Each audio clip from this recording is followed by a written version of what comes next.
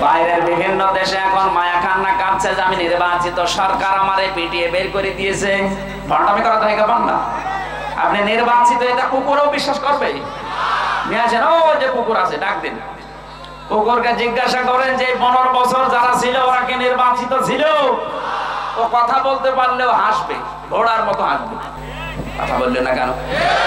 যে মহিলা পালিয়ে গেছে, আপনি তাকান কত বোঝা এই দেশে দিয়ে গেল। এত টাকা ঋণ করে গেছে এই দেশে বিভিন্ন ব্যাংক থেকে, বাইরে পাচারের মাধ্যমে। এই দেশে এখন যে জন্ম নেবে আজকে সে 1 লাখ টাকা মাথার উপরে ঋণ। ঋণটা আপনি দিয়ে তো ভালো আরামে আছেন। আপনি আজ 2 মাস কতদিন হয়ে গেল বাইরের দেশে আছেন, আপনি তো রেমিটেন্স যোদ্ধা হওয়ার কথা ছিল, 1টা টাকাও পাঠাতে পারলেন না। কি 1টা টাকা পাঠিয়েছে? আরো গোপনে এদিক ওদিক করে এই দেশ থেকে টাকা যাচ্ছে, আরামে চা খাচ্ছে। মাথার ঘাম পায়ে ফেলে বাংলাদেশ সহ বিশ্বের বহু দেশে যারা আছে তারা যেমন টাকা পাঠাচ্ছে, রেমিটেন্স পাঠাচ্ছে, আপনারা উচিত এই 2 মাস কতদিন হয়ে গেল বাইরে আছেন, কিছু পাঠান, একটু ঋণগুলো মুক্ত করি। এগুলোর খবর নেই। আরো ঋণের বোঝা, কষ্টের বোঝা, দুঃখের বোঝা আমাদের মাথার উপরে পাহাড় পরিমাণ দিয়ে গেল। এই পৃথিবীতে সবচাইতে বেশি জ্ঞানের উপরে কাজ করেছিল, আমল করেছিল নবীরা। কারা? বলেন বলেন। এই জন্য নবীদের সম্মান মর্যাদা আজ দুনিয়ায় আছে, কিয়ামত পর্যন্ত আল্লাহ ঠিক রাখবে। কিন্তু যারা ঈমান আনার পরে, যারা ইলম অর্জন করে আমল করে না, কাজ করে না জ্ঞান অনুযায়ী, তাদের মর্যাদা বাড়া দূরের কথা, দিন যত যাবে আল্লাহ তাদের তত ঘৃণিত করে দেবে। এই জন্য যাদের নাম বললাম এই মানুষগুলোর জ্ঞান আছে কিন্তু জ্ঞান অনুযায়ী আমল নেই। কারণ জ্ঞান অনুযায়ী আমল করলে তাদের অবস্থা নবীদের মতো, সাহাবীদের মতো হবে। আল্লাহ পাক বলেন, ইয়া হাসরাতানা আলাল ইবাদ মা ইয়াতিহিম মির রাসূলিন ইল্লা কানু বিহি ইস্তাহজিউন। সূরা ইয়াসিনের 30 নম্বর আয়াতে আল্লাহ বলেন, আমার বান্দাদের জন্য আমার আফসোস, আক্ষেপ, এমন কোন নবী রাসূল দুনিয়ায় পাঠালাম না যার সাথে সমসাময়িক মানুষেরা ঠাট্টা, বিদ্রূপ, জুলুম, নির্যাতন, অত্যাচার করে নাই। কে বলছেন বলেন তো?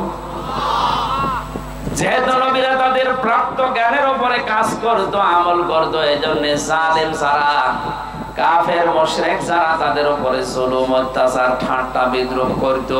এটাই ঠিক কিনা বলেন? আজ বিশ্বে যারা জ্ঞানের উপরে আমল করবে, বুঝবেন ওই মানুষগুলোর মর্যাদা আল্লাহ বাড়াতে থাকবে। আমি নাম ধরে একজনের বলছি, আপনি দেখেন তো, আমিরে জামাত ডাক্তার শফিকুর রহমান, একটা জেনারেল শিক্ষিত, একটা এমবিবিএস ডাক্তার, সার্জন, উনি অপারেশন করে।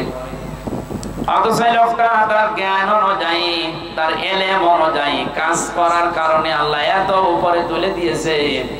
শুধু বাংলাদেশ না, বহির বিশ্বেও আজ মানুষের অন্তরের ভেতরে আল্লাহ পাক তার জায়গা তৈরি করে দিয়েছে। শুধু মুসলমানেরা না, অন্যান্য ধর্মের মানুষদের কাছেও তিনি ছুটে যাচ্ছেন। যেখানে যায় দেখে বলে, খায়রুন নাস মাইয়ানফাউন নাস। নবীজি জানিয়েছেন আল্লাহর কাছে উত্তম মানুষ ওইটা যার দ্বারা মানুষের উপকার হচ্ছে, হবে। ইয়ানফাউ এটা মুজারে, বর্তমান, ভবিষ্যৎ, প্রেজেন্ট, ফিউচার। এরপরে আবার খায়রুন নাস দিয়ে মাইয়ানফাউল মুসলিমুনা দেননি, মাইয়ানফাউন নাস দিয়েছেন। শুধু মুসলমানের উপকার যারা করে, তাদের কল্যাণ সাধন করে, তারা আল্লাহর কাছে উত্তম। আল্লাহর নবী এটা বলেননি, বিশ্ব নবী জানিয়েছেন ওই মানুষটা উত্তম যেটার দ্বারা মানুষের উপকার হয়, মানুষের কল্যাণ সাধন হয়। আজ এই দেশে বহু মানুষ আছে, আমরা দেখি তারা শুধু মুসলমানের, অথবা কেউ শুধু হিন্দুদের, কেউ শুধু খ্রিস্টানদের উপকার করে বেড়ান। ডাক্তার শফিকুর রহমানের জীবনের দিকে তাকান, ওনার যে প্রতিষ্ঠান আছে সিলেটের বুকে, সেখানে হিন্দু, বৌদ্ধ, খ্রিস্টান, মুসলমান সবার কর্মজীবন আছে। সুবহানাল্লাহ বলতে পারেন না? এখান থেকে আপনাকে শিক্ষা নেওয়া লাগবে। আমি যদি আল্লাহর কাছে দামি হতে চাই, উত্তম হতে চাই, আল্লাহর দরবারে যদি আমার একটা চেয়ার তৈরি করতে চাই, মর্যাদার চেয়ার, মানুষ কোন ধর্মের দেখা যাবে না, ও যদি মানুষ পদবাচ্যে বিবেচিত হয়, বিপদে পড়লে এগিয়ে যাওয়া লাগবে। কথা বলেন না কেন?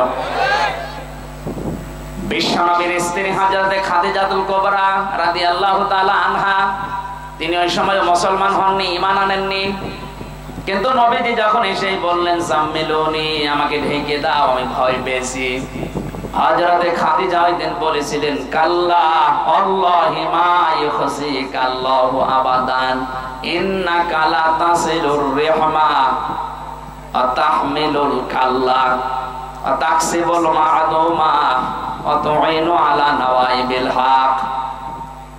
যারা মেয়ে লোক এসেছেন তাদেরকে আবার বলছে শুধু বাদাম খাচ্ছেন বসে বসে, এইদিকে ভালো করে খেয়াল করে থাকেন।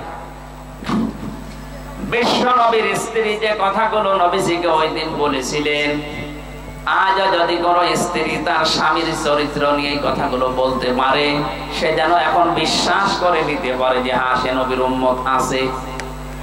আর যদি দেখেন যে না, নবীর এই 5টা বিষয়ের সাথে আমার চরিত্র মিলছে না, আপনি বিশ্বাস করতে পারেন আপনি নবীর উম্মত থেকে খারিজ হয়ে গেছেন।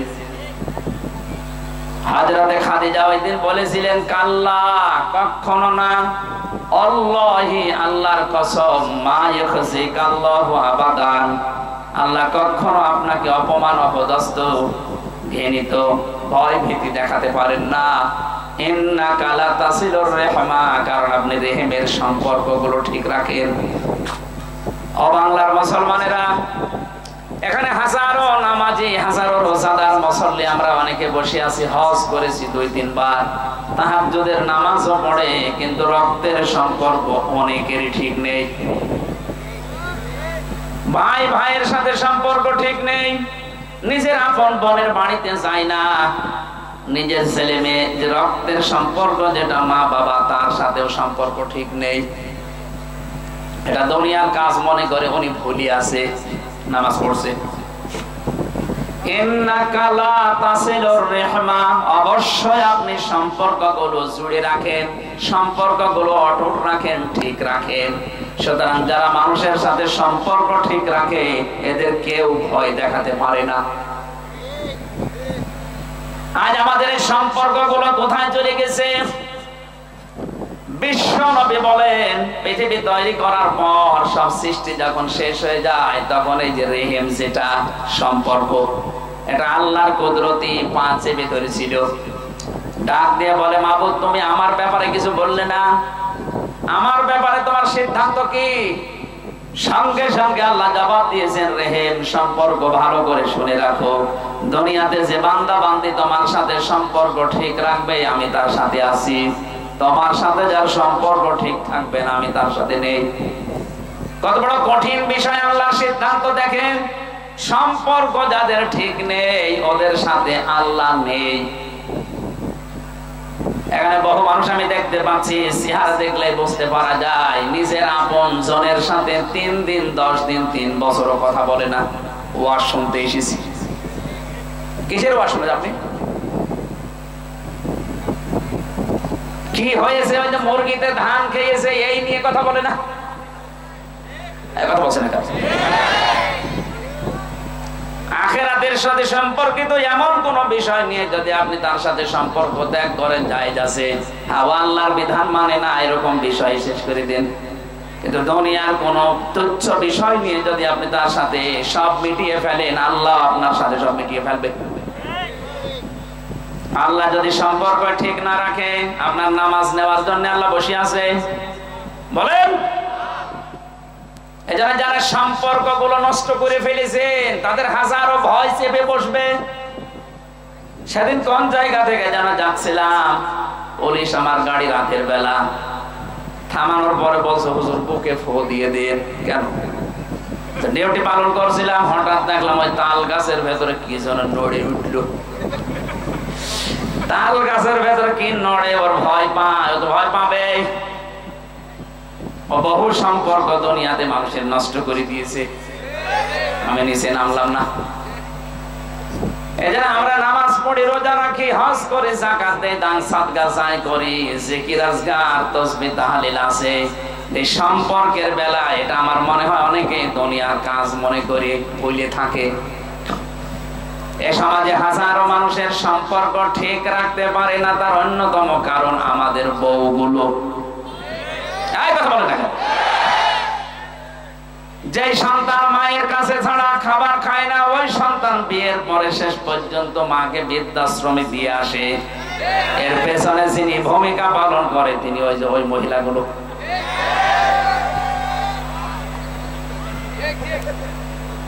ওরা মনে করে আমি নামাজ পড়ি, রোজা রাখি, কালো বোরকা পরি, আমি ভালো জান্নাতে যাবো না, যাবে কে জান্নাত? আপনার কারণে আপনার স্বামী তার মা বাবাকে ছেড়েছে, তার আপন বোনকে ছেড়েছে, তার আপন ভাইকে ছেড়েছে। এরকম ছোট মনের বউ আছে কার? হাত তোলেন তো। মেয়েদের উপরে মানে আন্দাজে দোষারোপ করা হয়ে গেল, তো সব আল্লাহর ওলি বসে আছে। আলহামদুলিল্লাহ, যাক এলাকার মেয়েরা ভালো, আমি ক্ষমা চাচ্ছি মা বোনেরা, আমি না জানতাম না এই জন্য বলে ফেলেছিলাম। এলাকাতে তো খুব ভালোই আছে। হ্যাঁ, এই যে বৃদ্ধাশ্রম দেখে আসলাম, আপনার পাশের জেলা কিশোরগঞ্জ, নীলফামারীর কিশোরগঞ্জে, কারা ওখানে, কারা ওকে ফেরেশতা এসে বসে আছে।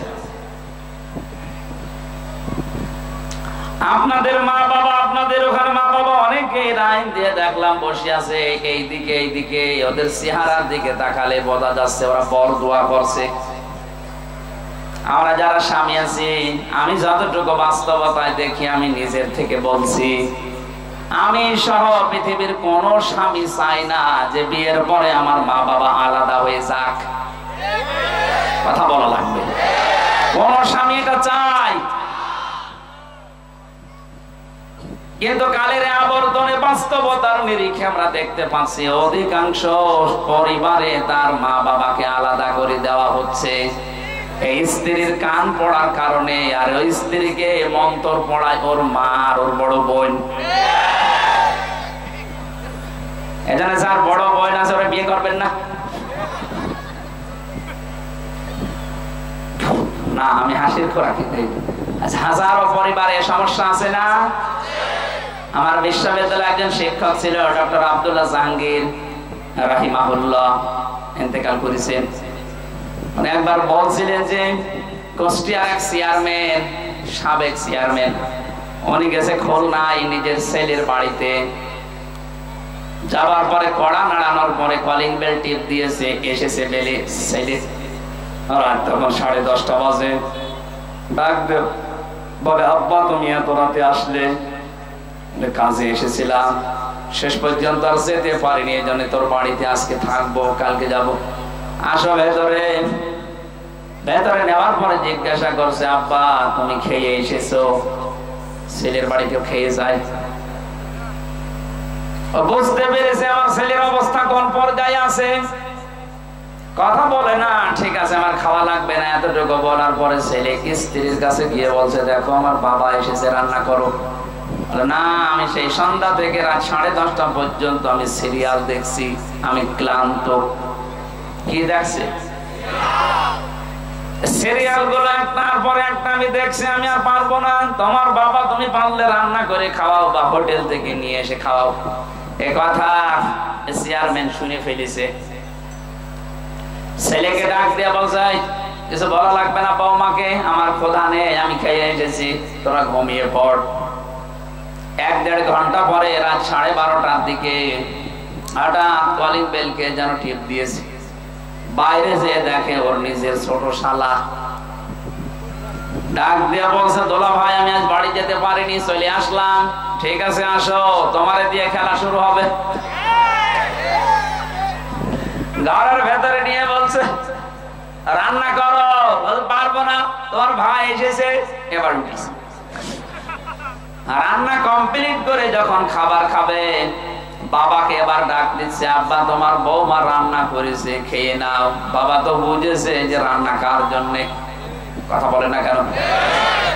ঠিক আছে খাওয়া লাগবে না, তোরা ঘুমিয়ে পড়। সকালবেলা বাবা যে ব্যাগটা নিয়েছে ওইটা নিয়ে বের হয়ে চলে যাচ্ছে। ডাক দিয়ে বলে, আব্বা তোমার বৌমা রান্না করছে, খেয়ে যাবা না?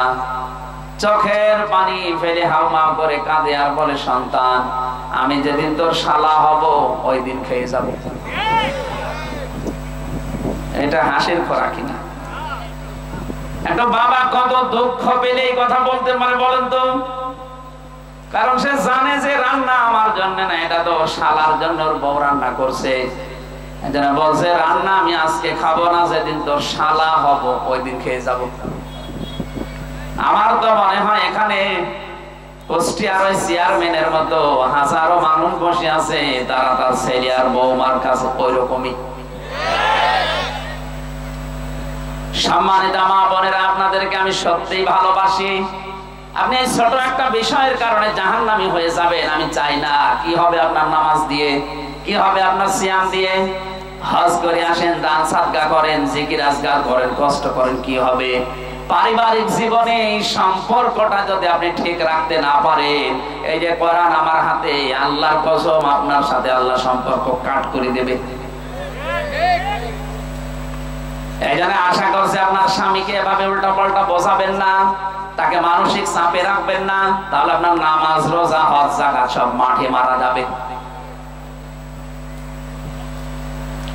2 নম্বরে স্ত্রী বলেছিল, হে আমার স্বামী আপনি ভয় পাবেন না, তাহমিলুল কাল্লা, আপনি মানুষের বোঝা বহন করেন, আপনি মানুষের দুঃখের বোঝা, কষ্টের বোঝা, ঋণের বোঝা, হাজারো বোঝাগুলো আপনি বহন করেন, আপনি কেন ভয় পান? আজ তাকান তামাম দুনিয়ার দিকে, যারা বোঝা বহন করা দূরের কথা, আরো জাতির উপরে বোঝা দিয়ে যায়। বাইরের বিভিন্ন দেশে এখন মায়া কান্না কাঁদছে যে আমি নির্বাচিত, সরকার আমারে পিটিয়ে বের করে দিয়েছে। ভণ্ডামি করা তো পান না। আপনি নির্বাচিত, এটা কুকুরও বিশ্বাস করবে? নিয়ে আসেন, ও যে কুকুর আছে ডাক দিন, কুকুরকে জিজ্ঞাসা করেন যে 15 বছর যারা ছিল ওরা কি নির্বাচিত ছিল? ও কথা বলতে পারলেও হাসবে, ঘোড়ার মতো হাসবে। কথা বললেন না কেন? যে মহিলা পালিয়ে গেছে, আপনি তাকান কত বোঝা এই দেশে দিয়ে গেল, এত টাকা ঋণ করে গেছে এই দেশে বিভিন্ন ব্যাংক থেকে, বাইরে পাচারের মাধ্যমে।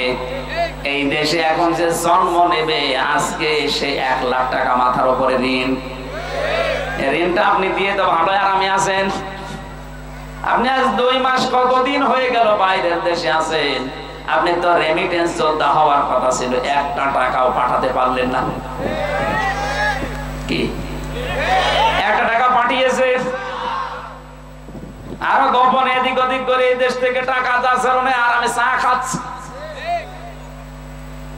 মাথার ঘাম পায়ে ফেলে বাংলাদেশ সহ বিশ্বের বহু দেশে যারা আছে তারা যেমন টাকা পাঠাচ্ছে, রেমিটেন্স পাঠাচ্ছে, আপনারা উচিত এই 2 মাস কতদিন হয়ে গেল বাইরে আছেন, কিছু পাঠান, একটু ঋণ গুলো মুক্ত করি।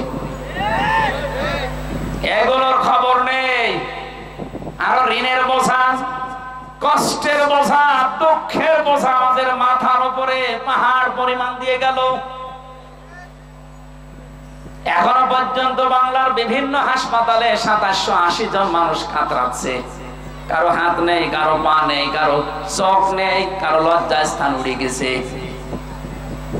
এরকম কঠিন অবস্থায় এই মানুষগুলো তার পরিবার, তার মা বাবা, তার ভাই বোন, তার সমাজের জন্য বোঝা কিনা?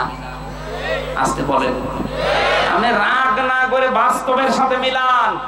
এ মহিলা এতগুলো বোঝা দিয়ে গেল আমাদের, এরপরে 3732 জন মারা গেছে, এটা তার সরকারি জরিপ। এতগুলো মানুষ মারা যায়, তার পরিবারের জন্য সে একটা কর্মক্ষম হয়ে উঠতো, আপনি তাকে দুনিয়া থেকে বিদায় করে দিলেন বেকার, কোনো কারণ নেই, পালিয়েও চলে গেলেন, তাকে দুনিয়া থেকে বিদায়ও দিলেন। আর মানুষ বলে ওদের বিচার করার কোনো লাইন নেই, বিচার করার লাইন নেই মানে এই গণহত্যার জন্য বিচার করার লাইন নেই। কে বলেছে আপনাকে? যে ব্যক্তি একটা মানুষকে হত্যা করে সে যেন তামাম দুনিয়ার সব মানুষকে হত্যা করে। 2006 সালে অক্টোবর মাসের 28 তারিখে 11 জন মানুষকে এক জায়গায় পিটিয়ে মেরেছে। কথা বলেন না কেন? শুধু পিটিয়ে মেরে শেষ করে দিয়েছে, লাশের উপরে ড্যান্স দিয়েছে। পৃথিবীর ইতিহাস পাল্টিয়ে ফেলেছেন আপনারা। আমি সিরাজগঞ্জ থেকে 7 সালে একবার যাচ্ছিলাম, তখন বাসে আসতাম, ড্রাইভারের পেছনে বসে আছি, রাস্তার মাঝে দেখলাম একটা কুকুর পড়ে মরে আছে। ড্রাইভার সাহেব কুকুরের উপর দিয়ে না দিয়ে বাম দিয়ে চালিয়ে দিল, গাড়ি একটু ঝাঁকি দিয়ে উঠেছে। ড্রাইভারকে বললাম, ভাই আপনি এমন করলেন, এখন এতে অ্যাক্সিডেন্ট হয়ে যেত। ড্রাইভার আমারে বলছে, ভাই দেখেন না একটা কুকুর পড়ে আছে, আমি ডবল করে মারবো, আমার বিবেক নেই। বললাম, তো মরা কুকুর, ওরে মারলে কি আর না মারলে কি? ড্রাইভার আমার দিকে ঘুরে বলছে, হুজুর আপনি কি আসলে হুজুর? আপনি কেমন হুজুর? আপনি দেখেন একটা মরা গরু মরা কুকুর পড়ে আছে, আমি ডবল করে আবার গাড়ি চাকা দেবো, আমার বিবেক নেই? এই কথাটা শোনার জন্য আমি ছিলাম। মরা কুকুর ডবল করে মারা যায় না, আপনার বিবেকে মেনে নিল না। অথচ পৃথিবীতে জিন্দা মানুষ পিটিয়ে লাশের উপরে অনেকে ডান্স দিয়েছে। এদেরকে মানুষ বলার কোন রাস্তা খোলা আছে? আপনি তো বিচার করার কোন লাইন পাচ্ছেন না। গণহত্যার দায়ে একটা দুইটা না, 3732 জন মানুষ মারা গেল, 2780 জন মানুষ এখনো হাসপাতালে। বিচার তো শুরু করলে এইগুলো দিয়ে করা যায়। বাইরের বিভিন্ন দেশে এখন মায়া কান্না কাঁদছে যে আমি নির্বাচিত, সরকার আমারে পিটিয়ে বের করে দিয়েছে। ভণ্ডামি করা তো একা পান না। আপনি নির্বাচিত, এটা কুকুরও বিশ্বাস করবে? নিয়ে আসেন, ও যে কুকুর আছে ডাক দিন, কুকুরকে জিজ্ঞাসা করেন যে 15 বছর যারা ছিল ওরা কি নির্বাচিত ছিল? ও কথা বলতে পারলেও হাসবে, ঘোড়ার মতো হাসবে।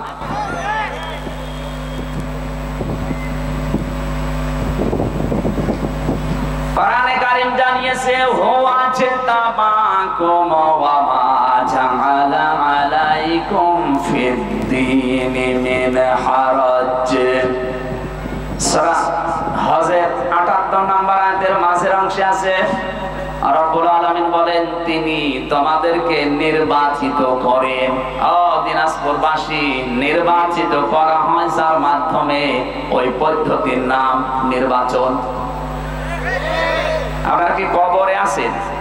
জবাব দেন না কেন? নির্বাচিত করা হয় যার মাধ্যমে, এই পদ্ধতির নাম কি? আপনি বুকে হাত দিয়ে বলতে পারবেন এই 15 বছরে কোন নির্বাচন হয়েছে? নির্বাচন যদি হতো তাহলে 154 জন নির্বাচনের আগেই হয়েছিল না। কথা বলেন না কেন? যেখানে 151 জন হলে সরকার গঠন করা যায়, সেখানে আপনি আন্দাজে নির্বাচিত হয়ে পড়লেন 154 জন।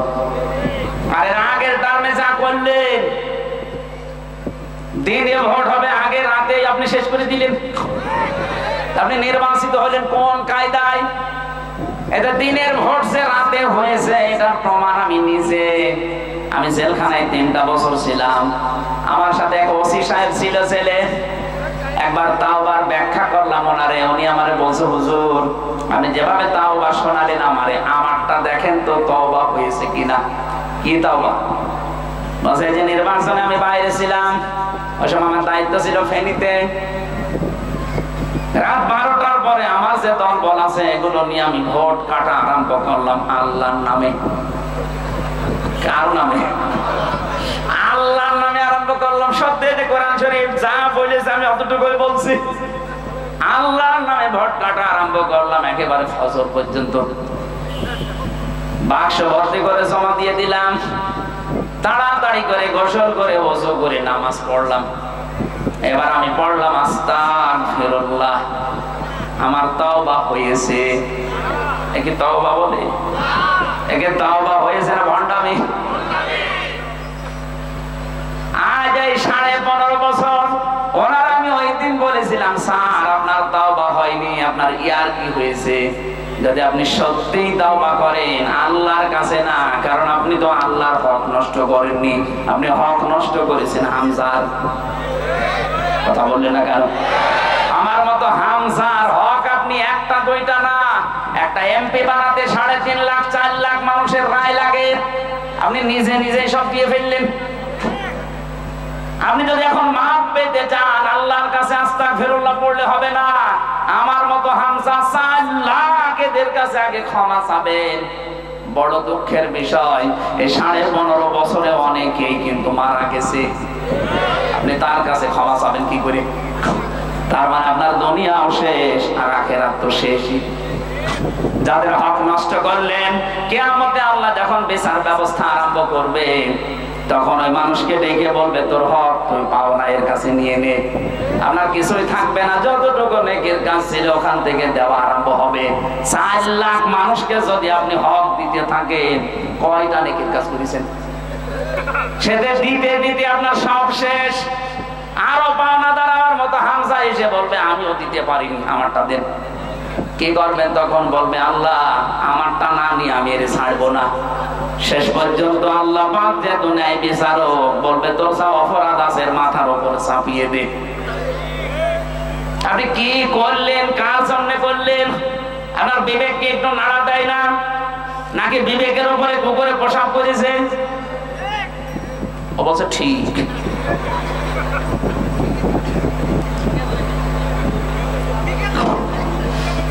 না, বাস্তবতা আমাদের হচ্ছে না ভাই। কিসের তাওবা আপনি করেন আমি তো বুঝি না।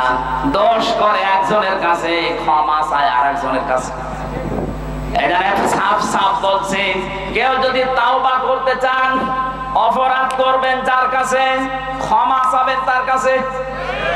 আপনি নামাজ পড়েননি, অপরাধ করেছেন হামজার কাছে না আল্লাহর কাছে? আরো জোরে বলেন। নামাজ না পড়লে, রোজা না রাখলে আপনি যদি ক্ষমা চান আল্লাহর কাছে, আল্লাহ মাফ করে দিলেও দিতে পারে, শাস্তি দিলেও দিতে পারে।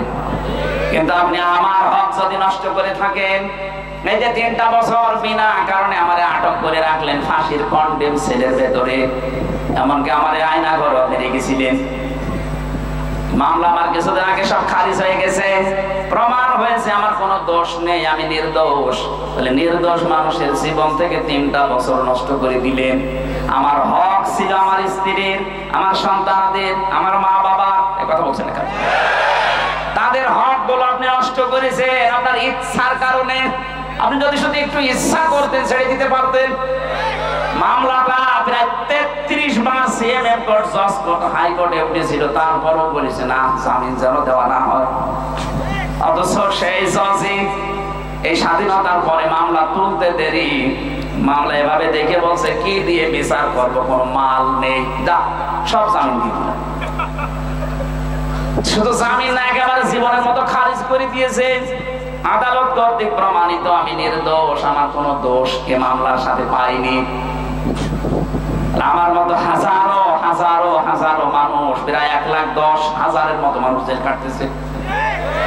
আমি যতটুকু দেখলাম 3 বছরে প্রায় 100 জনের 60 জন কিছুই জানে না আন্দাজে। যারা বিচারক আছে অধিকাংশ হাত পাতা ছিল। আমার ওই বিচারপতিকে আমি মনে করলাম, জিজ্ঞাসা করি স্যার এগুলো তো আপনার হাতে ছিল এতদিন, কিছুই করেননি, হঠাৎ আজকে বললেন কোনো মাল নেই, ছেড়ে দিলাম, এতদিন কি হয়েছে? এইটাই আমার বলতো হুজুর আমার হাত পাতা ছিল। কথা বলেন না কেন? এখন আমার হাত খোলা আছে। আমরা চাই এদেশের 1628টা চেয়ার আছে, যারা বিচারালয় আছে, শিক্ষা ব্যবস্থায় আছে, চিকিৎসা ব্যবস্থায় আছে, রাষ্ট্রীয় ব্যবস্থায় আছে, প্রশাসনে আছে, এদেশের দায়িত্বে যারা প্রতিনিধি হয়ে আছে, এরকম 1628টা চেয়ার এখন এই দেশে। প্রত্যেকটা চেয়ারের হাত বাঁধা ছিল। এই জন্য ন্যায় বিচারের পরিবর্তে অবিচার পেয়েছি বেশি। এখন যেহেতু হাত খোলা, চাই এই দেশে কিয়ামতের আগে যেন কারো হাত আর বাঁধা না থাকে। সবার হাত এই রংপুর বিভাগের কৃতি সন্তান, বীর সন্তান আবু সাইদের মতো খোলা থাকবে। এখন 100 জনের 65 জন অলরেডি পাল্টিয়ে গেছে বিভিন্ন চেয়ার থেকে, কিন্তু জালেমদের দোসর এখনো 35 জন আছে দেশে। আর এরাই মাঝে মাঝে উল্টা পাল্টা ছড়ায়, যে মাঝে মাঝে একটু উসবিস করে। দেখেন না, এরা আমরা চাই দেশের সংস্কার যখন আরম্ভ হয়েছে, একটা চেয়ারেও যেন কোনো জালেম আর জালেমের দোসর না থাকে। সব চেয়ার আমরা চাই যেন ওই বিচারকের মতো মুক্ত। বলেন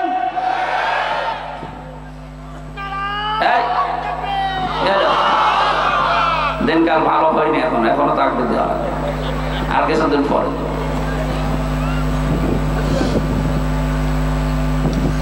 দিনাজপুরবাসী, আমি যেটা বলতে যে পর্যন্ত এসেছি, কোন অপরাধ যদি আপনি করেন, এই অপরাধ করার পরে যদি আপনি মনে করেন যে আমি আস্তাগফিরুল্লাহ পড়লে মাফ হয়ে যাবে না, আপনি যার কাছে অপরাধ করেছিলেন আগে তার কাছে যে বলবেন যে আমার ভুল হয়ে গেছে, কি করব এখন বলো।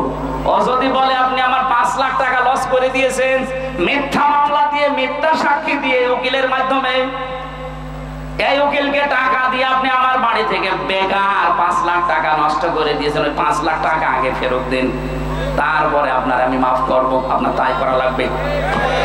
সুতরাং 15.5 বছর যারা জুলুম, নির্যাতন, অত্যাচার, গুম, খুন, আয়না ঘরের সাথে যারা জড়িত, এরা যদি মাপ পেতে চায় আগে এই গোনা উসুল করা লাগবে, এরপরে মাপ হবে। এই গোনাগুলো উসুল কিভাবে হবে? কেউ যদি চোরের সাথে জড়িত থাকে 15 বছরে তার হাত কাটা লাগবে, এই কথা বলছেন না কেন? কেউ যদি জেনার সাথে জড়িত থাকে তাহলে সঙ্গে সাথ করা লাগবে। কেউ যদি হত্যার সাথে জড়িত থাকে ওকেও মেরে ফেলা লাগবে। কেউ যদি আয়না ঘরের সাথে জড়িত থাকে তাকে 14 বছর আয়না ঘরে রাখা লাগবে। কেউ যদি গুমের সাথে জড়িত থাকে, গুম যে কত বড় মারাত্মক অপরাধ, যে পরিবারে একটা লোক গুম তারা বসে। আমি মাত্র 10 দিন ছিলাম আয়না ঘরে, তাই আমার বাবা মা পাগল হয়ে যাওয়ার মতো, অথচ ব্যারিস্টার আরমানের স্ত্রী আজ 8 বছর। আমার আজমের স্ত্রী শেষ পর্যন্ত 10 বছর পার করে ফেলেছে, পাইনি খোঁজ, গত বছর বিয়েই করে ফেলেছে। আপনি কি জবাব দেবেন বলেন তো মরণের পরে? আমার তো মনে হয় দেশের 18 কোটি মানুষও যদি এদেশের জালেমদেরকে মাফ করে দেয়, ব্যারিস্টার আরমানের বউ জীবনও মাফ করবে না। কত বড় কঠিন অবস্থায় রাখে আমি নিজে তো দেখেছি। কত দেওয়ালে লেখা দেখতাম, কারো 2 বছর, 5 বছর, 8 বছর, 10 বছর, 14 বছর পর্যন্ত আটকানো। দুনিয়ার মানুষ জানেই না যে এখানে মানুষ আছে, অথচ উপর দিয়ে গাড়ি চলতেছে, উপর দিয়ে গাড়ি চলে, মানুষ চলে, কত কিছুর আওয়াজ, নিচে পড়ে আছে 1 দিন 2 দিন না 14 বছর। একটা মোবাইল নাম্বার লেখা দেখলাম, ওখানে লেখা আছে ভাই যদি বাইরে কেউ যেতে পারেন আমার এই নাম্বারটা দিয়ে একটু জানাবে যে আমি বেঁচে আছি।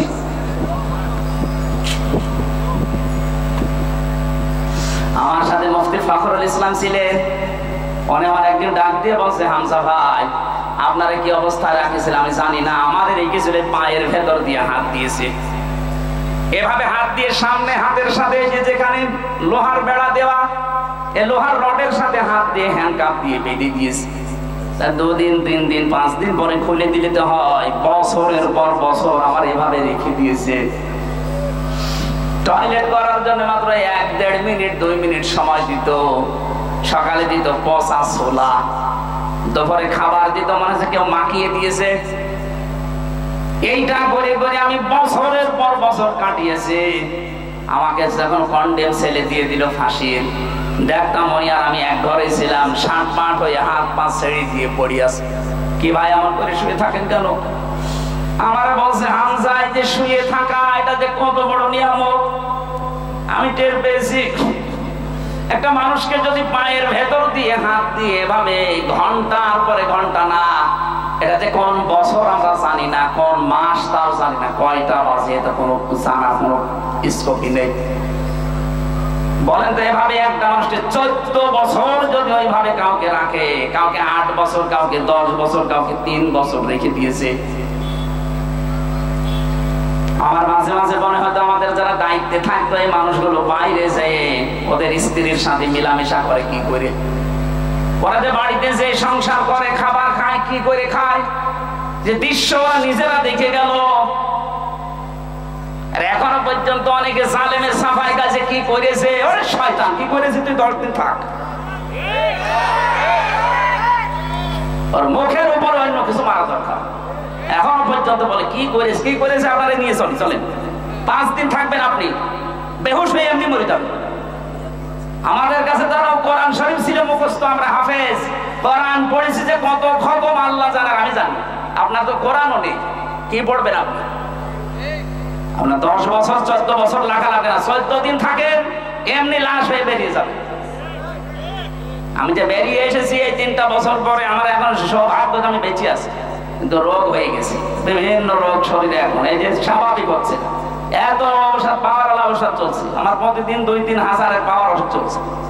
শরীর কাবার হবে কিভাবে? এই খাবার খেয়ে মানুষ বেঁচে থাকতে পারে? এখানে জালেমরা যদি মাপ পেতে চায়, যার উপরে জুলুম করেছেন এই দেশে, তার কাছে যাবেন, তার ক্ষতিপূরণ দেবেন, এরপরে আস্তাগফিরুল্লাহ পড়বেন। তাছাড়া শুধু আস্তাগফিরুল্লাহ আপনার যদি মাফ হয়ে যায়, তাহলে অবিচার হয়ে যাবে। আল্লাহ আপনাকে আমাকে সবাইকে যেন ময়দানে আখিরাতে ধরা না খাওয়ান, বলেন আমিন।